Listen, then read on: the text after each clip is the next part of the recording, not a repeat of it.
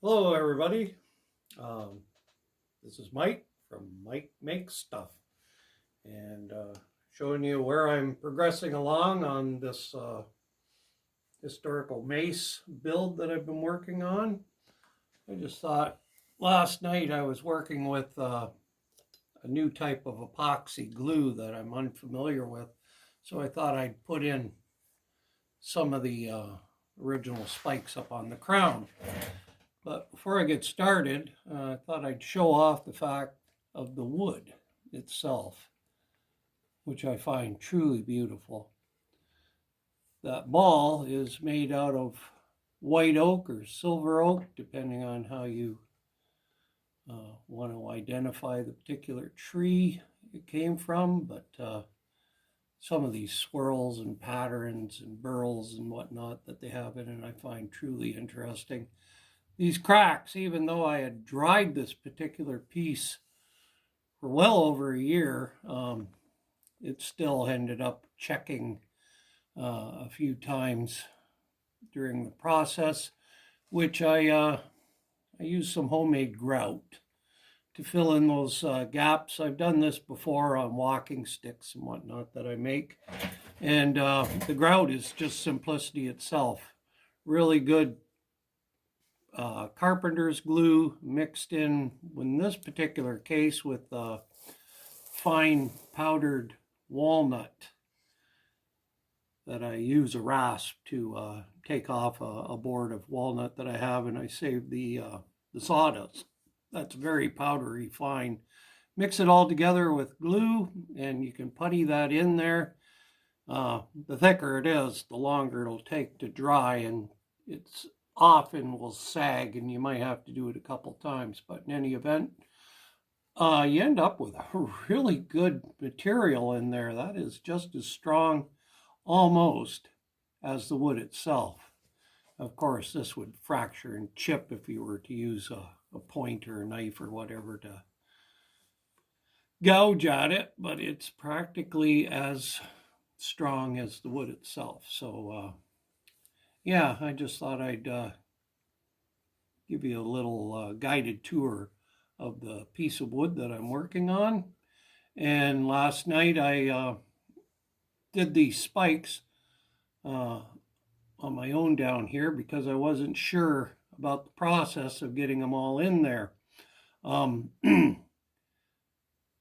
of them fit quite nicely in their hole, but being that I was not as precise as I would like to be in a lot of things, I found that a couple of them didn't fit very well into the holes that I had pre-drilled for them.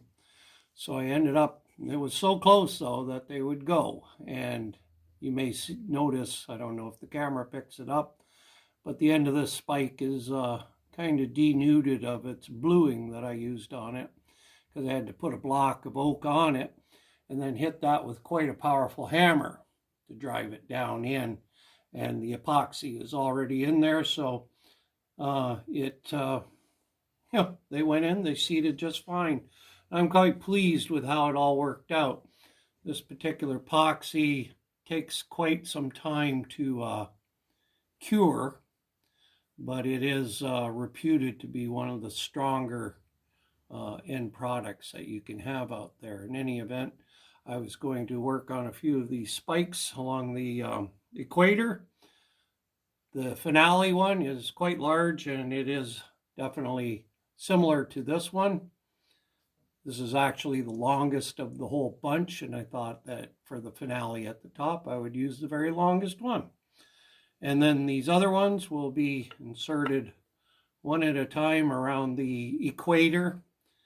And I'll just do a couple of those for you today before we go on, and I'll have a question to ask the folks out there in YouTube land about what you think about a future project. But in any event, I will begin today by doing what I did yesterday to prep these ones, and I've actually tried these all out. They fit quite smoothly. It's a nice fit, but it's not real tight, but I'm not too worried about it, having tried this kind of thing before. These epoxies are truly amazing when you get a little versed in using them. So In any event, I will get on to it. Now what I'm using for this, an acquaintance of mine who makes fishing lures. Shout out to Pete Stuker from Pete's Custom Lures. He uses JB Weld, a 2-part epoxy for doing his lures up when he needs to use something premium quality to help finish his product. So in any event, what I like about this stuff, you'll go in the hardwares or wherever, and the epoxies come in 5-minute varieties and 15-minute varieties and whatnot. This particular one takes at least 24 hours to dry.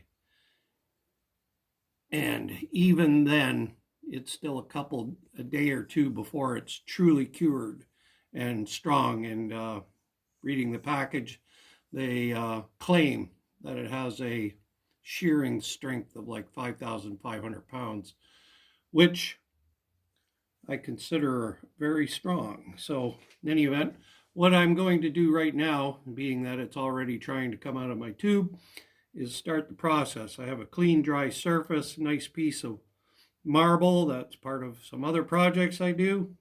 And I'm just going to, by eye, squeeze out some of part A.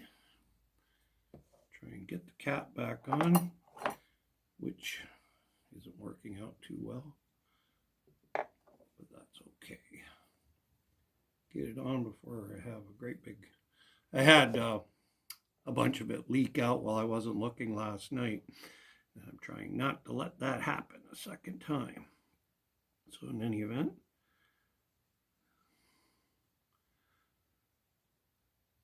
that's what I believe is roughly equivalent amounts. And where my little cap went. Now I got some climbing out. A little dab will do you. There, closed up. I want to save that. That stuff is not cheap. Those 2 little tubes are, with tax, just under $20, and I was kind of pleased with the amount that I used last night to set in essentially what is 7 different spikes. And this amount here should be more than enough to do all 6 that I intend to go around the base with.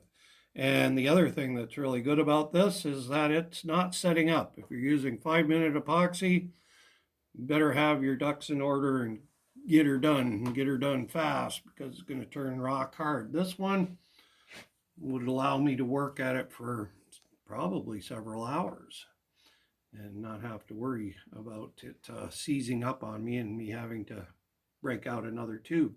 But in any event, what I do is I get a vaguely generous amount.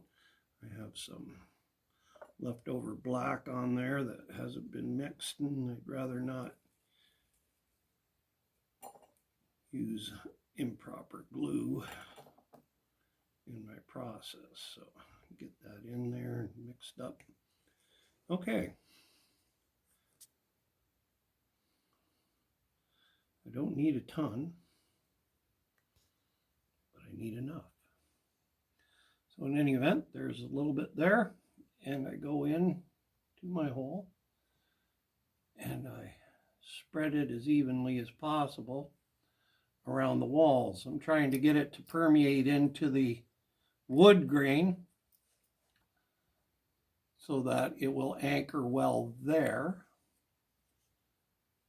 And I do these each one at a time. And then if there's a little mess, which there was last night, I clean up the upper edge with just a paper towel. I also found that clean up afterwards, I was able to use methyl hydrate, and that dissolved it while it was still in its soft form quite nicely. So my cleanup of my little block there, piece of marble, it had a whole bunch on it, and wipe it down, and then I used, like I say, the methyl hydrate, and it all came off very nicely. So in any event, I have my hole prepped, and now I'm going to prep the plug end of the spike. And I have cut some troughs along the inside here, and I want the epoxy to fill up those troughs because they're going to be the mechanical strength for holding this spike into a piece of wood.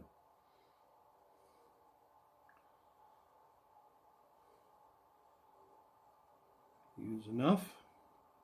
Be generous. Not too generous though, because everything that kind of overflows you have to clean up afterwards. But like I say, in spite of the fact that this is what I consider an expensive product, it lasts fairly well. I have a little bit of sawdust mixing in here right now, but I don't think that's going to be an issue. And you may notice that I have a little bit of oxidization happening on the metal. Now that, I assume, won't be an issue. You know what they say about assuming things, but I'm willing to risk it because I've done similar before and everything worked out quite fine. Once made one of these things that didn't have pointy spikes but had knobs on the end, and eventually, well actually, as a matter of fact, it was this one. I took the knobs back out of it, which had been epoxied in, and I was able to do that by using a rather large channel lock and a lot of elbow grease and force, and it eventually gave free one at a time, and I was able to remove the knobs. But in any event, I have what I consider enough, and now I will insert and see. I have a little bit coming out all the way around the side. Now that I will seek to remove, and as I work on all of them, I'll keep looking back at the original, because sometimes stuff like that flows out at different times, and you just want to keep your work project as clean as possible as you're doing it, and that way later on, if you're not paying attention, you don't come back and discover that you've got a whole bunch of stuff that's as hard as diamonds and it doesn't want to let go. And you can always fix things, but fixing it before it's a problem is better than fixing it afterwards, because I could clean up and chip out any excess, and which is liable to end up damaging the wood, and that's not what I want at all.